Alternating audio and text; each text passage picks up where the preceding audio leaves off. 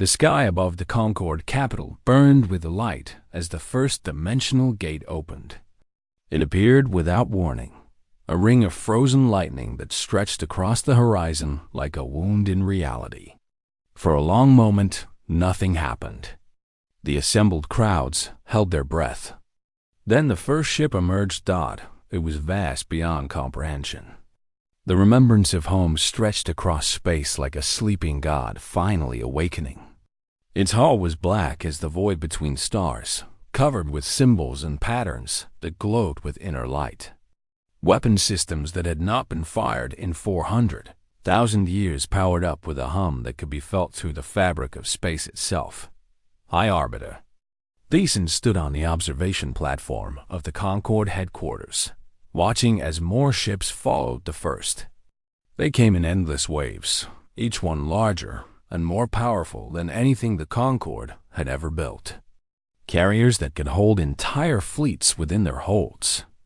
Dreadnoughts armed with weapons that rewrote the laws of physics. Support vessels designed to keep reality stable in the chaos of battle. Admiral Catherine Walsh stood beside her, narrating the emergence. She identified each class of ship by name and function.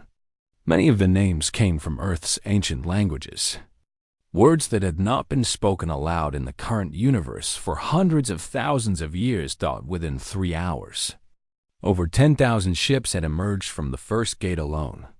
49 more gates were opening across Concord space, each one disgorging its own fleet of ancestral vessels. But the ships were not the only surprise.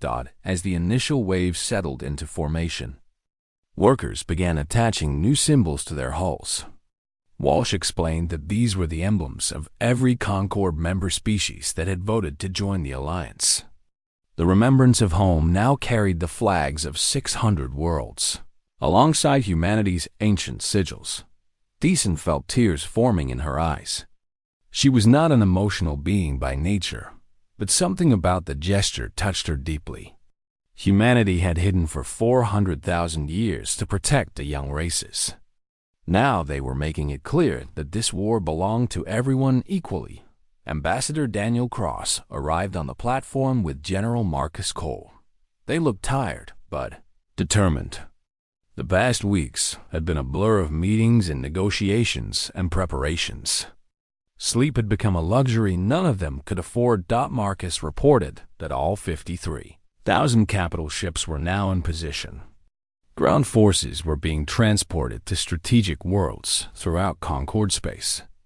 Dimensional anchors were being placed along the border to slow the advance of the Hollow Ones, but he also reported something else.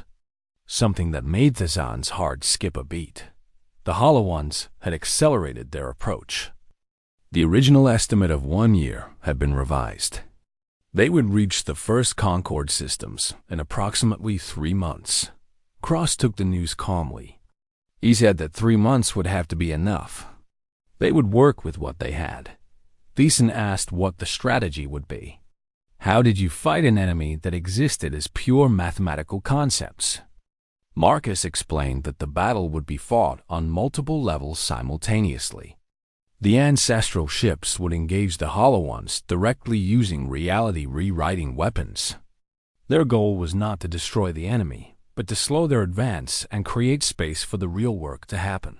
That real work would fall to the combined species of the Concord. Every world, every civilization, every individual would contribute to strengthening the fabric of reality. Scientists would work to understand the mathematical nature of existence. Artists would create works that added complexity to the universe. Philosophers would explore new ways of thinking that the Hollow Ones could not anticipate. Most importantly, the species of the Concord would learn from each other. Exchange programs would bring Varathi mathematicians to human universities. Human engineers would study with Methrin geometers. Every unique perspective would be shared and combined to create something greater than any single species could achieve alone. The Hollow Ones consumed reality by simplifying it. The Alliance would fight back by making reality infinitely more complex.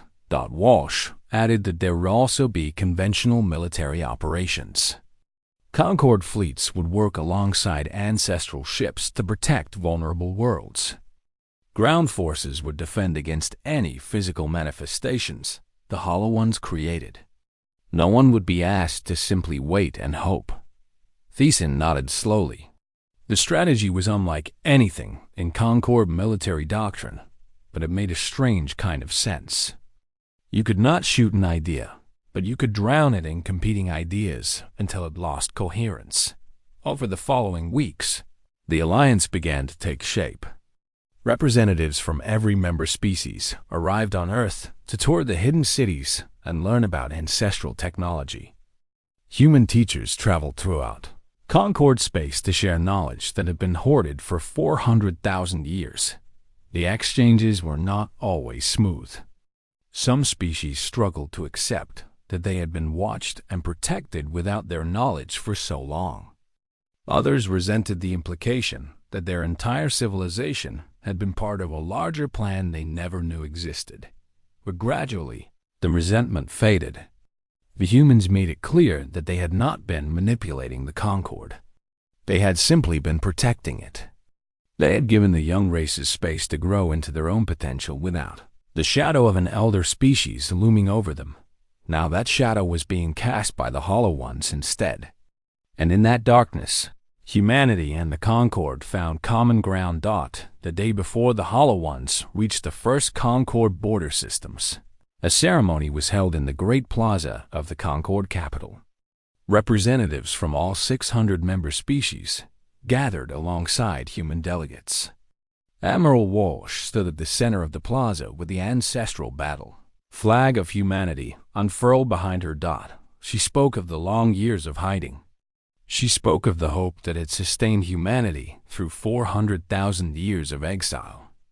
She spoke of the fear that had driven them to prepare for a war they prayed would never come. Then she spoke of something else. She spoke of joy. Joy that humanity was no longer alone. Joy that the species of this universe had proven themselves worthy of the trust humanity had placed in them.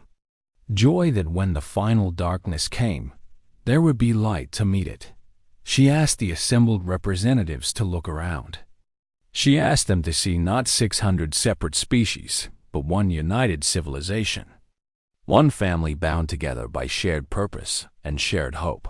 Then she raised her hand and gave the signal. Across Concord space, the ancestral fleets moved into position. Their weapons powered up with a sound like reality taking a deep breath. The dimensional anchors locked into place. The border defenses activated, and somewhere at the edge of existence, the Hollow Ones pressed forward. The war had begun. Thiessen stood in the plaza long after the ceremony ended, watching the stars appear in the darkening sky. She thought about everything that had happened since she first descended in that impossible elevator beneath the Swiss Alps.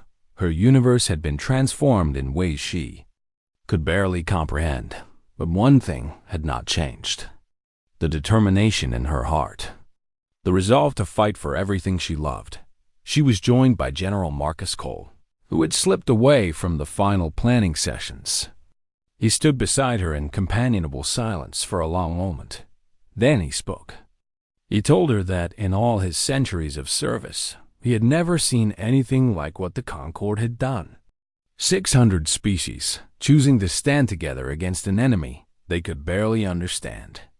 It was exactly what humanity had hoped for when they seated themselves on Earth so long ago. Thiessen asked him if he thought they could win. Marcus was quiet for a long time. Then he smiled, a small and tired smile that held centuries of sorrow and hope.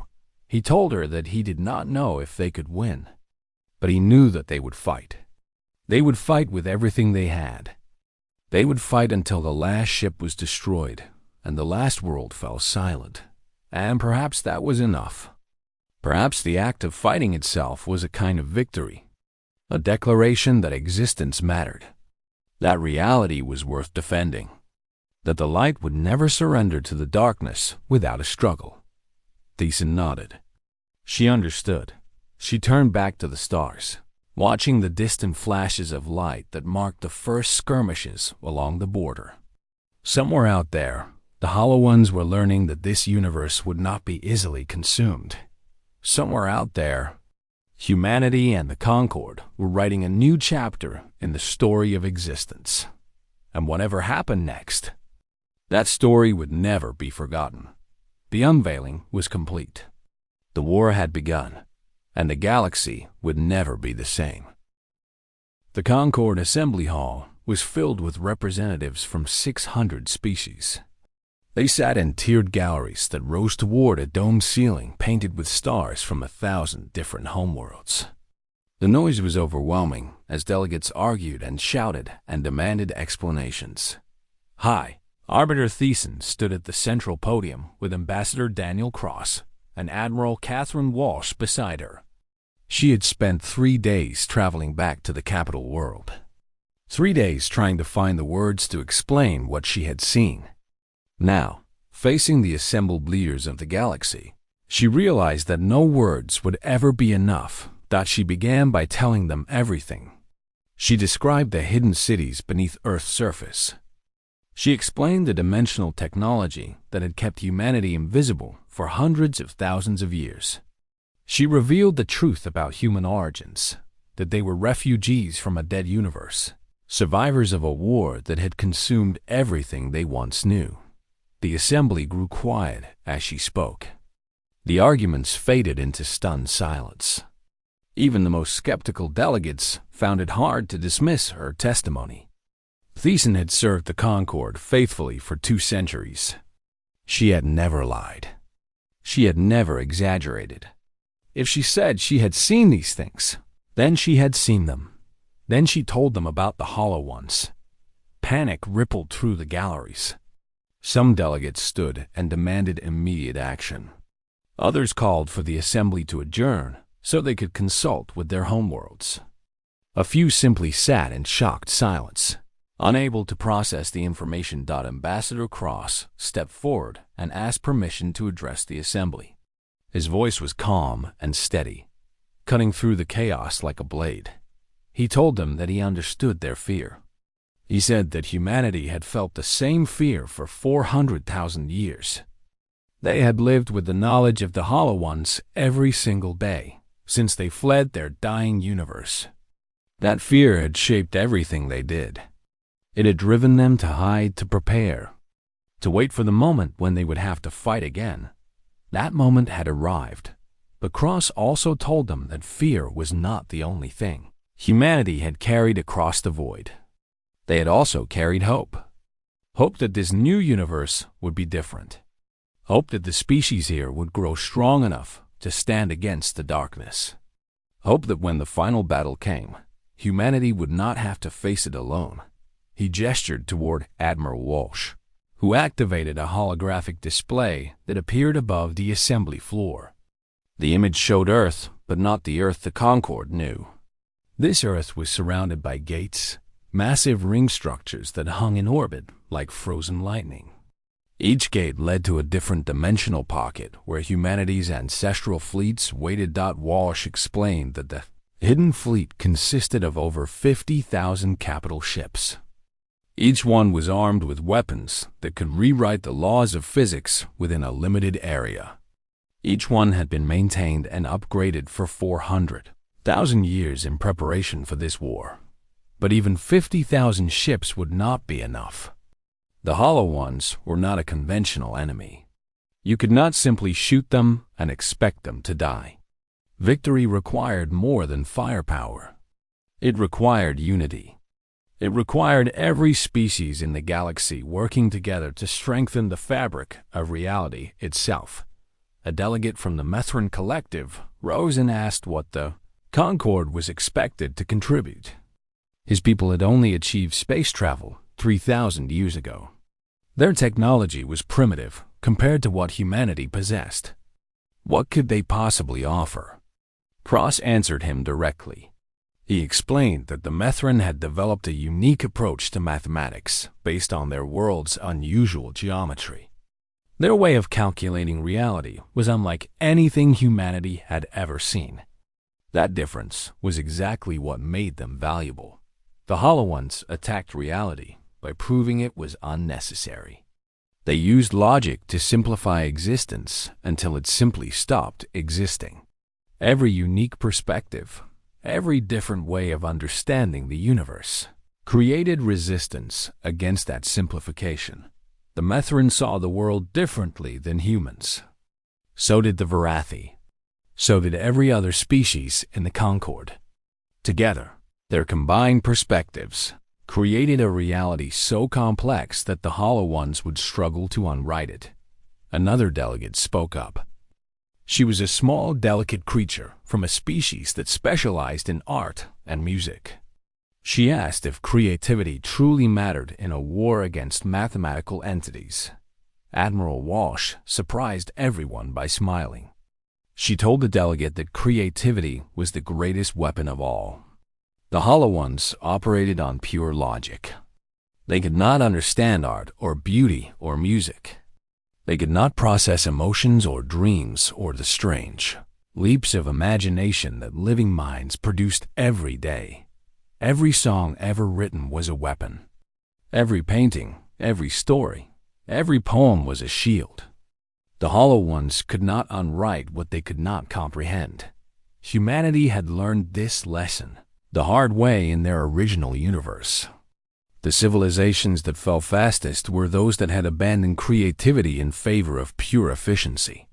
The ones that lasted longest were those that continued to dream and create and imagine, even as the darkness closed around them. The Concord was filled with dreamers. That was their greatest strength. Thiessen stepped forward again. She told the assembly that she had seen the enemy approaching. She had watched the readings in the human command center. The Hollow Ones would reach the borders of Concord space within 1 standard year. 1 year to prepare. 1 year to unite. 1 year to forge an alliance that would determine the fate of everything that existed. She acknowledged that this was an impossible task. She admitted that many of them would not believe her. Some would refuse to participate. Some would try to hide and hope the darkness passed them by. But she also reminded them of what they had built together.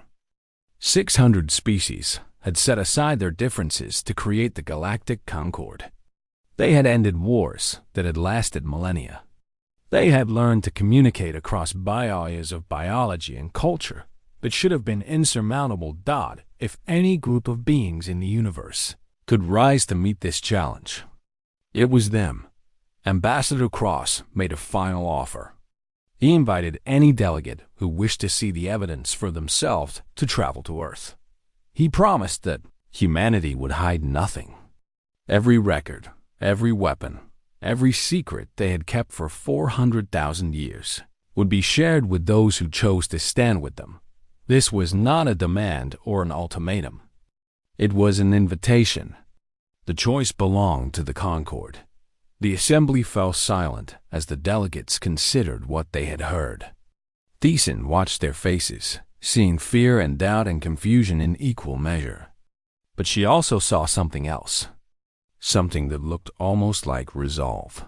The speaker of the assembly, an ancient being from a species that had been among the first to join the Concord, rose slowly from his seat. He was old beyond counting, his scales faded, and his eyes dim with age. But his voice was still strong. He said that he remembered the founding of the Concord. He remembered the promises they had made to each other. They had sworn to face the challenges of the galaxy together. They had sworn that no species would stand alone against the darkness. The darkness had come. Now it was time to keep their promise. He called for a vote. The matter was simple. Would the Concord accept humanity's invitation and stand together against the Hollow Ones? The voting took less than an hour.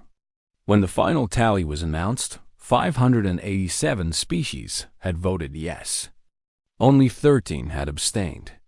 None had voted no. The Galactic Concord would go to war as the assembly dissolved into preparations and planning. Thiessen found herself standing beside Ambassador Cross. She told him that she had not expected such a swift decision. Cross nodded slowly. He said that neither had he. But he was learning that the young races of this universe were full of surprises.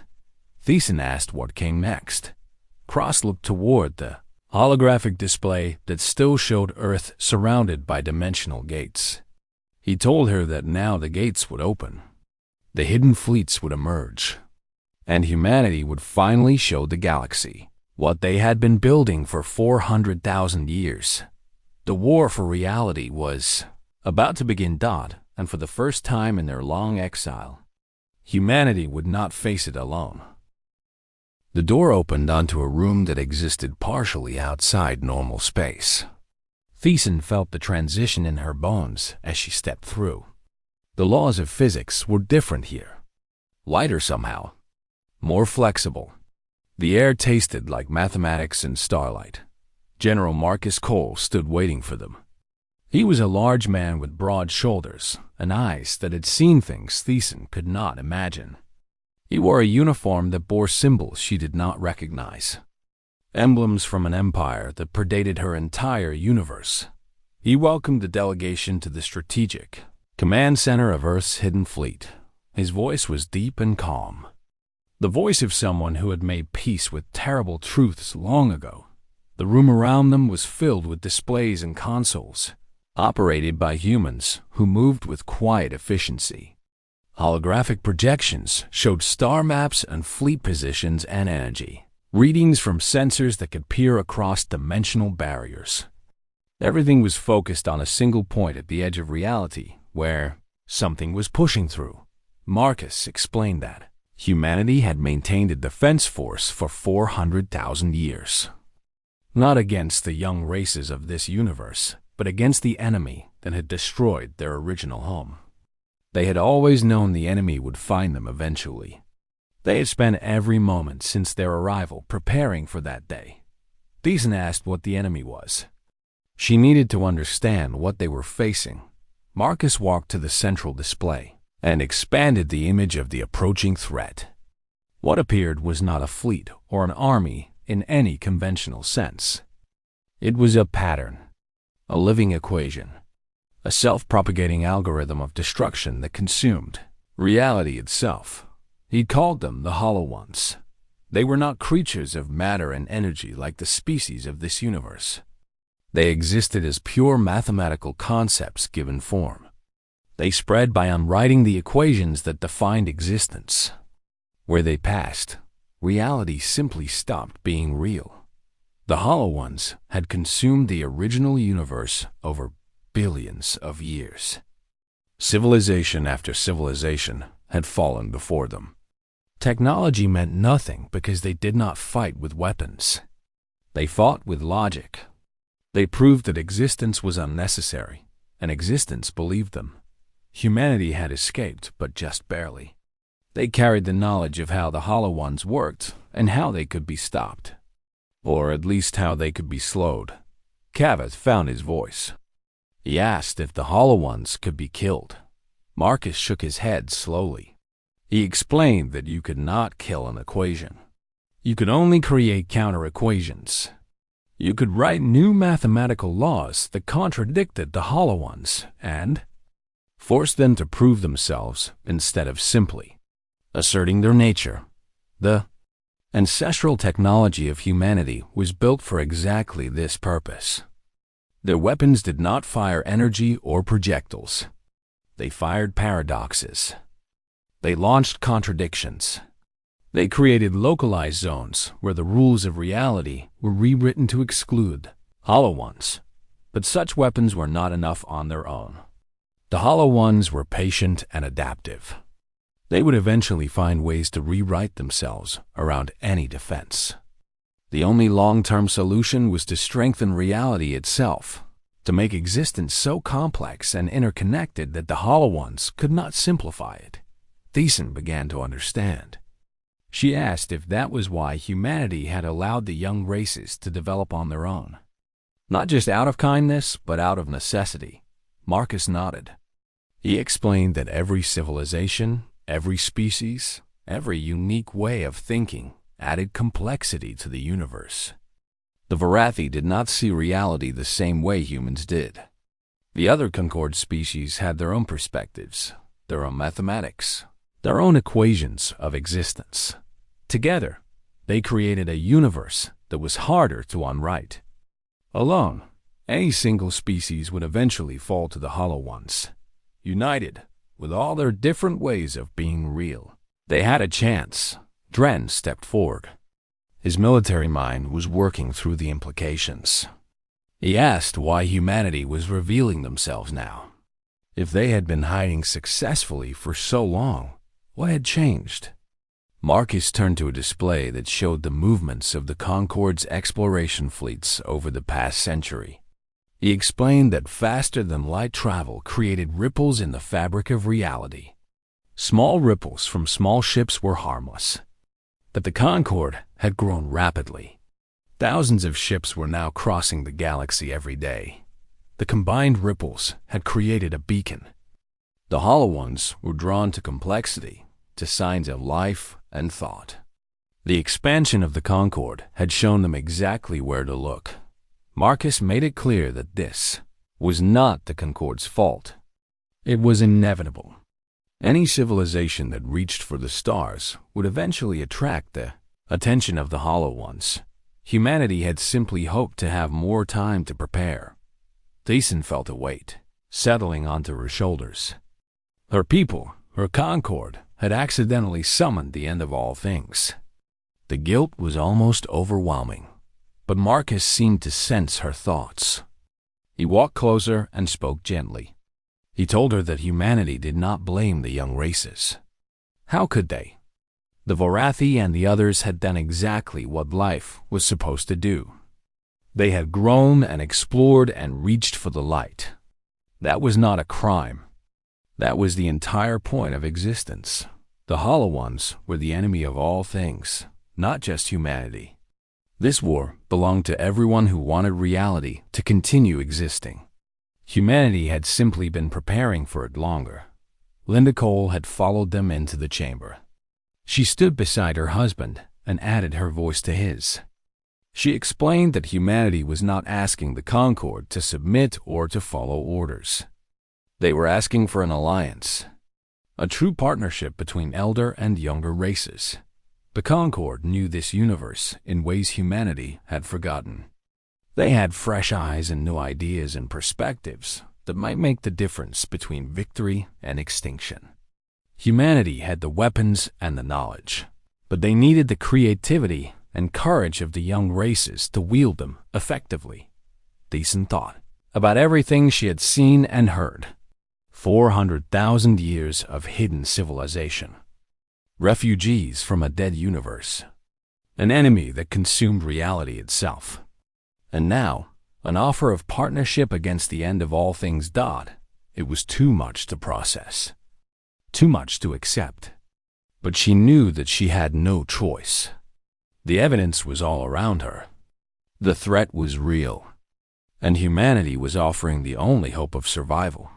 She asked what the Concorde would need to do. Marcus allowed himself a small smile. He told her that first, they needed to go home. The Concorde leadership needed to know what was coming. They needed to prepare their people for a war unlike anything they had ever imagined. Then, humanity would open the gates. The hidden fleets would emerge from their dimensional harbors. The ancestral technology would be shared with those willing to learn. And together, elder and younger races would stand against the Hollow Ones. Thiessen nodded slowly.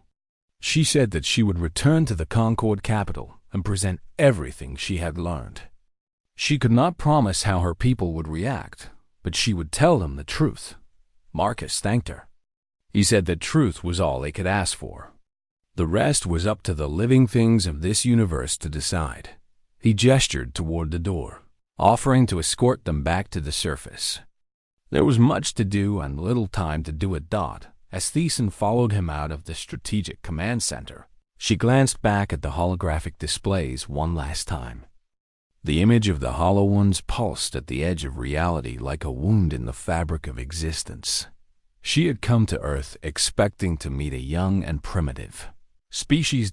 Instead, she had found the oldest survivors in existence. and now she carried the weight of that knowledge back to her people, hoping they would be brave enough to stand beside humanity when the darkness finally arrived.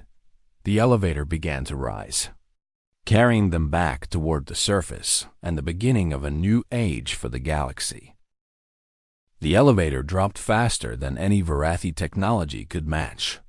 Thiessen watched the numbers on the display panel change with growing disbelief. They had already passed depths that should have been impossible. The pressure alone should have crushed any structure. The heat from the planet's core should have melted any metal. But the elevator kept descending. Kavath was muttering to himself as he studied his instruments. His readings made no sense. The walls around them were not made of any material in his database. The energy signatures were unlike anything the Concorde had ever recorded. Every rule he had learned about planetary construction was being broken.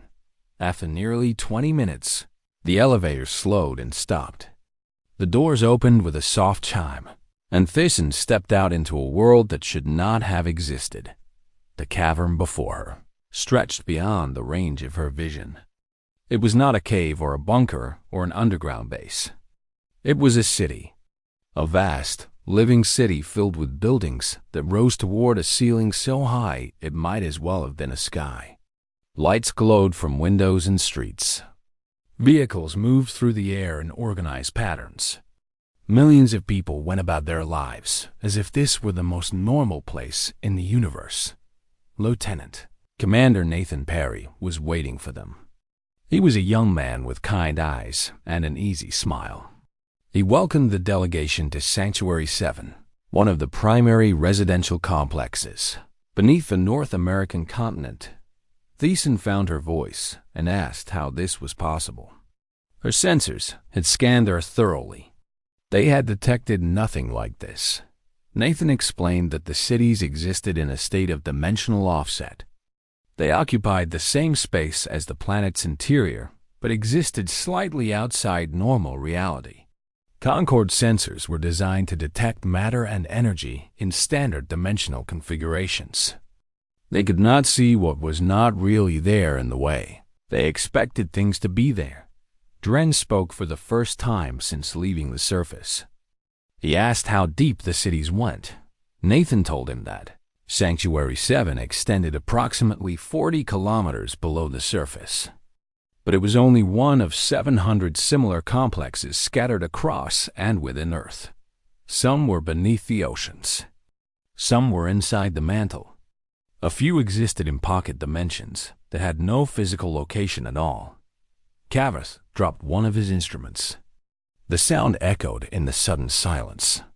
Thiessen asked how long these cities had existed. She was almost afraid to hear the answer. Nathan led them toward a transport platform as he spoke. He told them that the first underground cities were built approximately 400,000 years ago. They had been continuously inhabited and expanded ever since. The current population of the hidden cities was just over 40 billion people. 40 billion. The surface of Earth held 12 billion. The Varathi had been watching a fraction of humanity and believing it was the whole. The transport carried them through the city at speeds that blurred the buildings into streams of light. Thiessen watched the impossible world flash past her and tried to understand what she was seeing. Everything she thought she knew about this species was wrong. Everything the Concorde believed about young civilizations was being shattered with every passing second. They arrived at a structure made of something that looked like crystal but felt like frozen starlight. Nathan called it the Archive. He said it contained the complete recorded history of human civilization from its earliest days to the present moment. Inside, the Archive was even more impressive than its exterior suggested. Countless data storage units lined walls that curved upward into infinity. Holographic displays flickered with images and text in languages Thiessen did not recognize. The air itself seemed to hum with the weight of stored knowledge. A woman approached them with measured steps. She was older than Nathan, with silver hair and eyes that held depths Thiessen could not fathom. She introduced herself as Archivist Linda Cole and welcomed them to the heart of human memory. Thiessen asked to see proof. She needed evidence that what the humans claimed was true. 400,000 years of hidden civilization was too large, a claim to accept on faith alone. Linda nodded as if she had expected this request. She led them to a viewing chamber and activated the Pedesta holographic display system. The first images showed Earth as it had appeared in ancient times. The continents were in different positions. The climate was different, but the underground cities were already there, glowing like buried stars beneath the shifting surface. Linda narrated as the images progressed. She explained that humans had not evolved on Earth. The planet was chosen as a refuge, a place to start again after everything else was lost. Thiessen interrupted. She asked what Linda meant by starting again. Linda paused the display on an image that showed something Thiessen could not comprehend. It was a map, but not of any galaxy she recognized.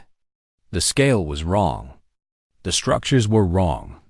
Everything about it felt ancient in a way that made Thiessen's bones ache. Linda explained that humanity came from somewhere else. Not another planet or another star system or even another galaxy.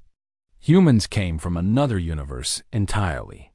A universe that had existed for billions of years before the current one was born. The delegation stared at the map in stunned silence. Even Dren seemed shaken. Linda continued. She told them that the original universe had been dying. Entropy was winning its endless war against existence.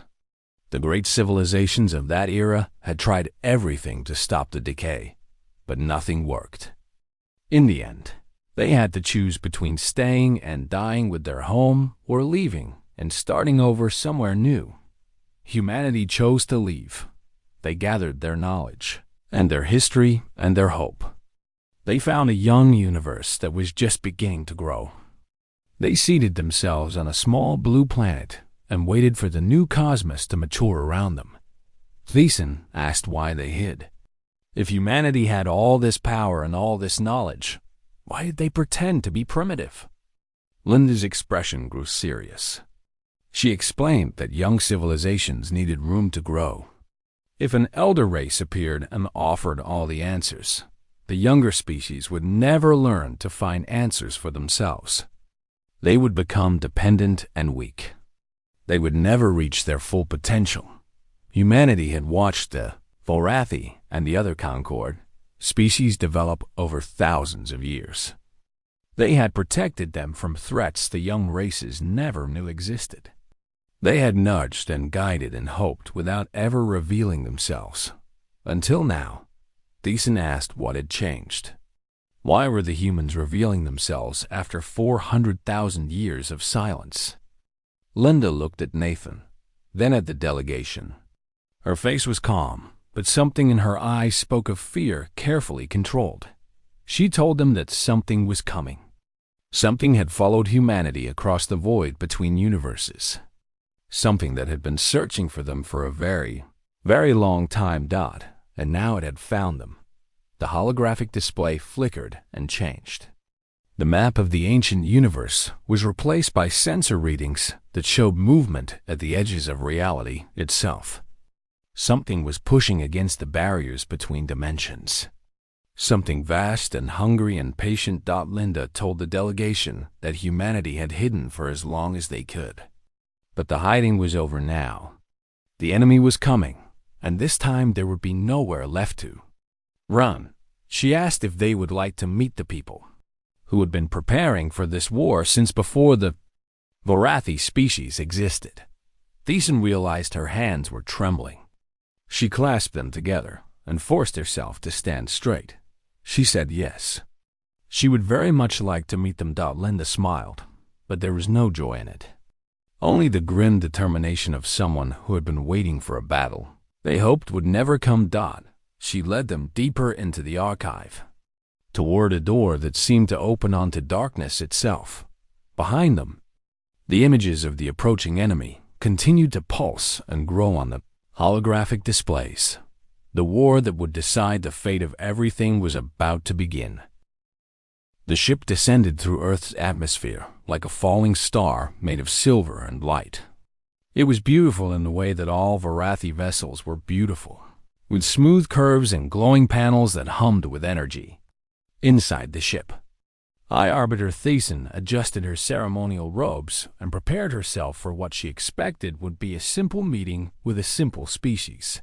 The Varathi had been watching Earth for nearly 200 years.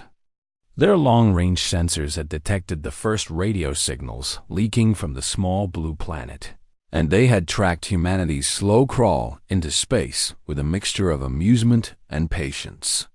Now that humans had finally developed faster than light travel, the Galactic Concord had decided it was time to make formal contact. Thiessen had performed this duty many times before. Young species were always the same. They were proud and loud and convinced that they were special. They built their first starships and thought they had conquered the universe. Then the Concord arrived and showed them how small they truly were. Most species accepted their place within a few generations. Some took longer, but all of them eventually understood that the galaxy belonged to those who had come before. The ship landed on a platform outside Geneva, where the humans had built their United Nations Space Command headquarters. Thiessen noted the simple architecture and the primitive security systems. Everything confirmed what her analysts had told her. Human civilization was barely 10,000 years old. They had only discovered fire a fraction of that time ago. They were infants pretending to be adults. The delegation that greeted her was small but dignified. A tall man with gray hair and calm eyes introduced himself as Ambassador Daniel Cross. Beside him stood a woman in a military uniform with sharp features and an even sharper gaze. She was Admiral Catherine Walsh, commander of Earth's defense forces. Thiessen offered them the traditional Varathi greeting, a slight bow with her forearms spread wide. The humans returned the gesture as best they could with their limited limbs. She found it almost endearing. They walked together into the headquarters building, passing through hallways filled with human workers who stopped to stare at the alien visitors. Thiessen paid them little attention. She had seen countless species gawk at their first sight of the greater galaxy. It was always the same mix of fear and wonder and desperate hope. The meeting room was comfortable but unremarkable. Thiessen took her seat at one end of a long table while her advisors arranged themselves beside her. Science Director Cavith was already scanning the room with his instruments, cataloging every piece of human technology. Military Observer Dren sat with perfect stillness, his eyes tracking every movement the humans made. Ambassador Cross sat across from Thiessen with Admiral Walsh at his side. Several other humans filled the remaining seats, but Thiessen did not bother to learn their names. They were not important. Only the decision-makers mattered. She began her prepared speech. She told the humans about the Galactic Concord and its 600 member species. She explained how the Concord maintained peace and order across thousands of star systems. She described the benefits of membership, including access to advanced technology, protection from hostile forces, and a voice in galactic affairs. Then she made her offer. Earth could become a protectorate of the Varathi Collective. In exchange for accepting Varathi guidance, humanity would receive basic technologies that would advance their civilization by centuries. They would be protected from the dangers of the galaxy while they matured. In time, perhaps in a few thousand years, they might earn full membership in the Concord. It was a generous offer. Most young species accepted it immediately. Some negotiated for better terms. A few rejected it outright and suffered the consequences of isolation. Thiessen expected the humans to fall into the first category. They seemed practical enough to recognize a good deal when they saw one, but Ambassador Cross did not accept. He did not negotiate. He simply smiled and shook his head. Thiessen felt a flicker of irritation. She reminded the humans of their position. Earth was a single planet with a population of only 12 billion. Their fleet consisted of a few dozen ships armed with primitive weapons. The Concord commanded millions of vessels and trillions of soldiers. Humanity had no leverage here. Cross listened patiently to her words. When she finished, he glanced at Admiral Walsh. Something passed between them, a look that Thiessen could not quite read. Then he turned back to face her. He told her that he appreciated the offer. He said that the Concord seemed like a fine organization and that humanity hoped to have a good relationship with its member species. But Earth would not be accepting protectorate status. Not today. Not ever. Thiessen demanded to know why. What could possibly make the humans think they were in a position to refuse? Cross leaned forward slightly. He explained that there had been a misunderstanding. The Concord's sensors were excellent, but they had only detected what humanity had allowed them to detect. The surface of Earth was young, yes. Human visible civilization was indeed only 10,000 years old, but that was not all there was to humanity. The room grew very quiet.